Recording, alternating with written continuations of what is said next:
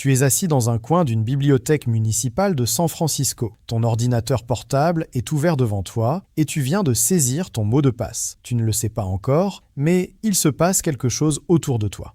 Sur ton écran, un message envoyé par un employé de confiance t'invite à vérifier une alerte. Tu te connectes. Et au moment même où tu accèdes au panneau d'administration du site, une diversion se produit à quelques mètres de toi. Le bruit te fait tourner la tête dans cette direction l'espace d'un instant. C'est tout ce dont ils avaient besoin.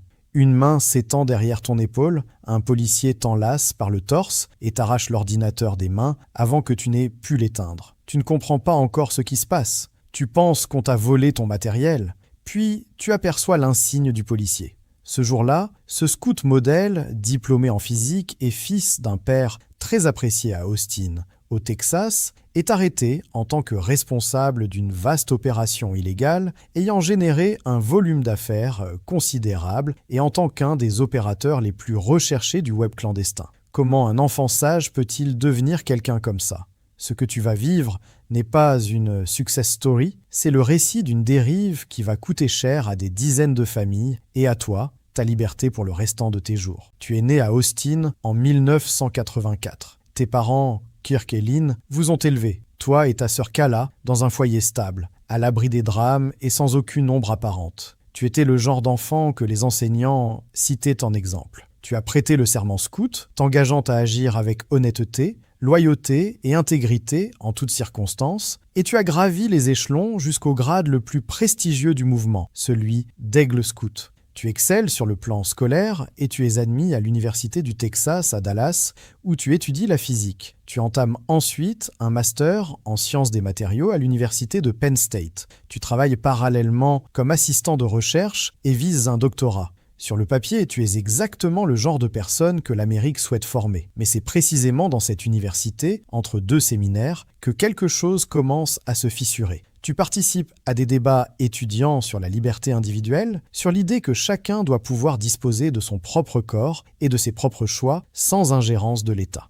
Ce processus, qui commence presque comme une réflexion philosophique banale, s'installe dans ton esprit. Non seulement tu adoptes cette idée, mais tu la pousses encore plus loin que la plupart de ceux qui en discutent avec toi, jusqu'à un point que même les libertaires les plus convaincus jugeraient extrême. En 2009, tu termines ton master et tu retournes à Austin pour créer ta propre entreprise. Tu es confronté à la réalité. Faute de capitaux suffisants, tes opérations de day trading ne décollent pas. La société de jeux vidéo que tu as fondée est également en train de sombrer. Dans ton journal intime, tu écris, honteux, que tu as abandonné une carrière scientifique prometteuse et que tu te retrouves les mains vides. C'est ton voisin du dessous qui te sort de cette impasse. Il t'associe à son activité de vente de livres d'occasion en ligne. L'argent commence à rentrer, même modestement, mais ton esprit est ailleurs, obsédé par une idée née de tes convictions universitaires. Créer une plateforme où des biens et services non régulés pourraient être échangés de manière confidentielle. Tu apprends le codage nécessaire, utilises le réseau Tor et le Bitcoin pour tenter d'assurer l'anonymat des utilisateurs et des échanges, cherchant ainsi à rendre chaque transaction difficilement traçable.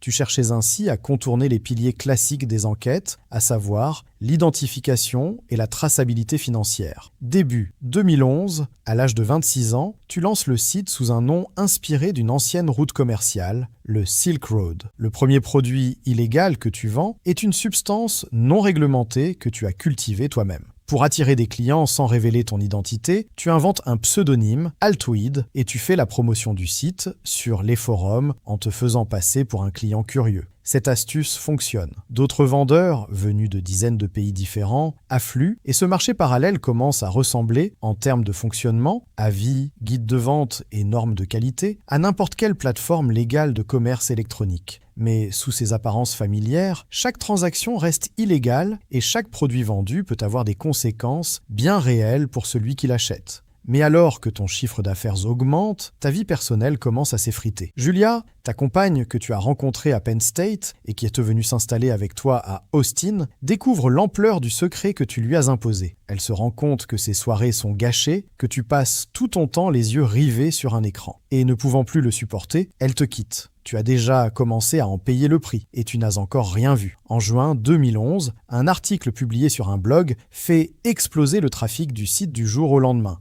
Des centaines de milliers de curieux ont découvert ce marché impossible à tracer. Si cette histoire te tient déjà en haleine, abonne-toi dès maintenant. Ce qui va suivre est encore plus vertigineux. Mais cette visibilité, qui t'a permis de te remplir les poches, a également attiré l'attention du gouvernement américain, et tu l'as ressenti comme une pression dans ton dos. C'est à ce moment-là qu'un mentor est entré dans ta vie. Un homme plus âgé que toi, plus familier avec les dynamiques des activités illégales, qui t'a aidé à renforcer la sécurité de ton site et à professionnaliser ton organisation. C'est lui aussi qui t'a soufflé l'idée d'un pseudonyme plus imposant que le tien, celui d'un pirate insaisissable et sans visage, emprunté à un personnage de fiction. En février 2012, tu adoptes officiellement ce nom devant la communauté des utilisateurs. Tu n'es plus un jeune scientifique déçu. Tu es désormais une légende sans corps. Et cette légende exige un tribut de plus en plus lourd en termes de paranoïa. Tu obliges tes employés à scanner leurs pièces d'identité en guise de preuve de loyauté. Tu renforces les couches de cryptage. Tu cherches des refuges à l'étranger pour toi-même et ta fortune. 2 ans après son lancement, Silk Road n'est plus une expérience universitaire poussée à l'extrême. C'est une organisation sous pression constante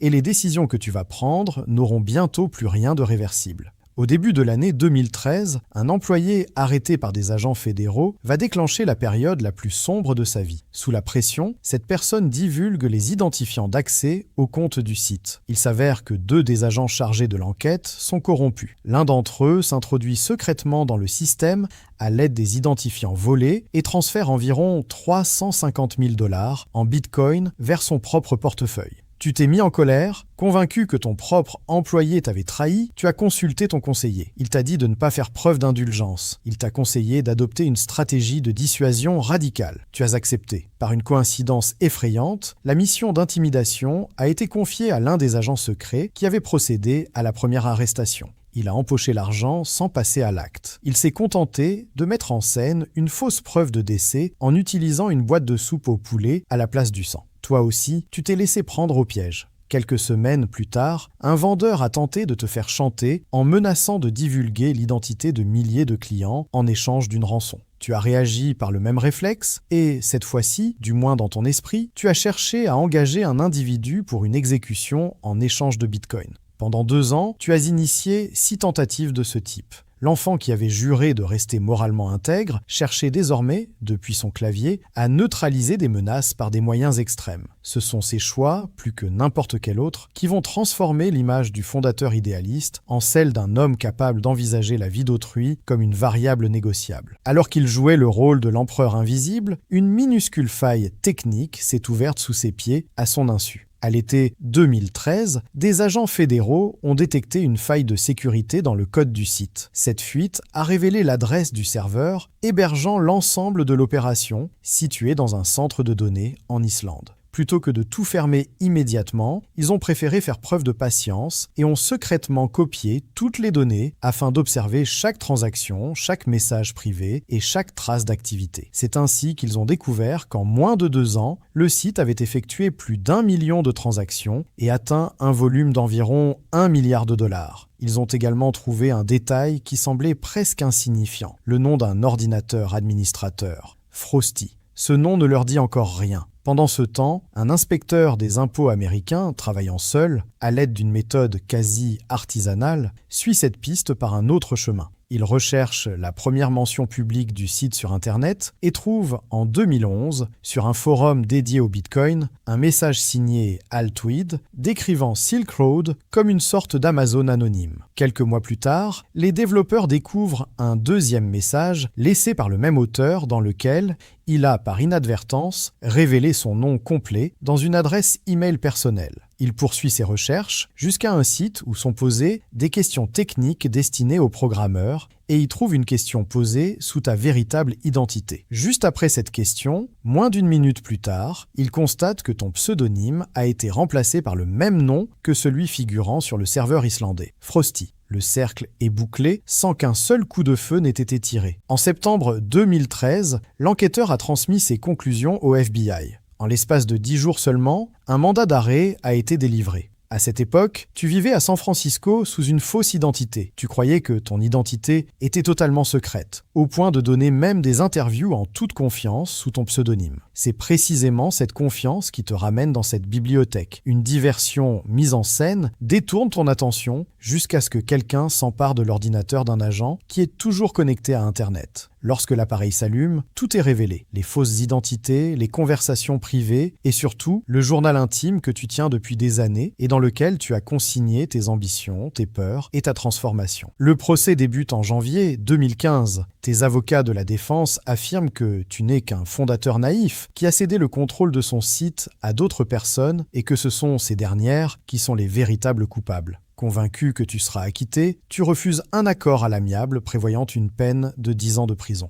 Cependant, le ministère public présente comme preuve ton journal intime. Les plus de 13 millions de dollars saisis est directement lié à ton portefeuille numérique, ainsi que les témoignages déchirants de parents ayant perdu leurs enfants, dont certains décès étaient liés à des produits achetés sur ta plateforme. Ce ne sont pas de simples statistiques, ce sont des vies qui se sont arrêtées à cause d'une plateforme que tu as créée et défendue pendant des années. Il n'existe aucune preuve permettant d'établir que les tentatives d'exécution ont réellement eu lieu, ce qui t'a disculpé de ces chefs d'accusation spécifiques. Cependant, le 5 février 2015, tu as été reconnu coupable des 7 chefs d'accusation retenus contre toi. La lettre que tu as adressée au juge, dans laquelle tu suppliais qu'on te laisse au moins vieillir un jour en homme libre, n'a pas modifié la peine. 2 peines de prison à perpétuité, plus 40 ans, sans possibilité de libération conditionnelle. Mais l'ironie la plus effrayante de toute cette histoire est la suivante. La fermeture de Silk Road n'a jamais mis fin au marché. Au cours des semaines qui ont suivi son effondrement, une deuxième version du site a refait surface. Puis d'autres plateformes, encore plus sophistiquées, s'appuyant sur les architectures que tu avais toi-même inventées, ont vu le jour. Le système, ce n'était pas toi.